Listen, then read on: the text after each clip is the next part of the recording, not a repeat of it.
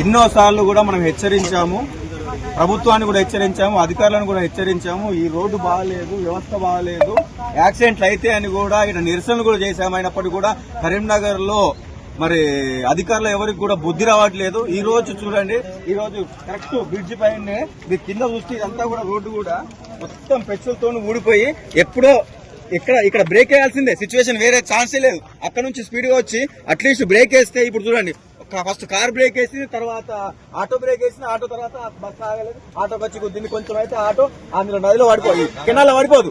కెనాల్లో పడ్డాక ప్రాణాలు పోయిన తర్వాత వచ్చి ఎక్స్ప్రెస్ చేయిస్తారా? నేను అదే అడుగుతున్నా, కలెక్టర్ గారిని అదే అడుగుతున్నాను, మున్సిపల్ కమిషనర్ గారిని అదే అడుగుతున్నాను, పోలీస్ కమిషనర్ గారిని అడుగుతున్నాను, ఎమ్మెల్యేలను ఎంపీలను కూడా అదే అడుగుతున్నాను. మీరు చనిపోయిన తర్వాత ఎక్స్ప్రెస్ చేయడానికి వస్తారా? ఒక్కసారి చెప్పండి, అదే విషయం చెప్పండి. రోడ్డు గురించి ఎంతమంది మీరు ప్రాబ్లమ్స్ కి అది చేస్తారు, ఎంతో మంది ఫైట్ చేస్తున్నారు. రోడ్లు లేవు, కరెక్ట్ వసతులు లేవు, రోడ్డు ప్రాబ్లం అవుతున్నాయి, రోడ్డు ప్రాబ్లం అవుతుందని ఎంత మొత్తుకున్నప్పుడు కూడా మీకు బుద్ధి రావట్లేదు. కరీంనగర్ లో ఏ అధికారికి బుద్ధి రావట్లేదు, ఏ రాజకీయ నాయకులకు బుద్ధి రావట్లేదు. ఇదేనా మీరు చనిపోయిన తర్వాత ఎక్స్ప్రెస్ చేయడానికి వస్తారా? నేను అడిగిన క్వశ్చన్కి ఆన్సర్ చెప్పగలరా మీరు?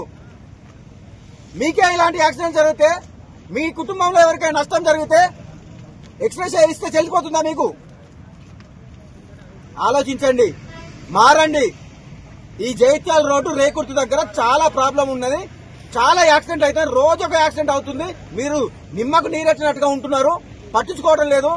ప్రజలు ఎదురు తిరుగుతారు, కలెక్టరేట్ ను కూడా ముట్టడిస్తారు. దయచేసి హెచ్చరిస్తున్నా, నేను కరీంనగర్ భారతీయుడిగా నేను కలెక్టరేట్ ముట్టడించడానికి రావడానికి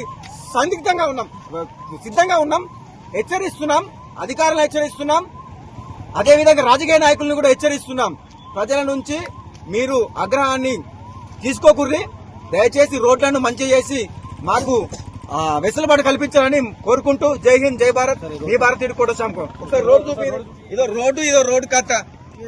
ఆర్ఎన్బి డిపార్ట్మెంట్ ఉన్నారో వచ్చినా తెలియదు. ఆర్ఎన్బి ఒకసారి పెట్టు, ఇట్లా పెట్టు.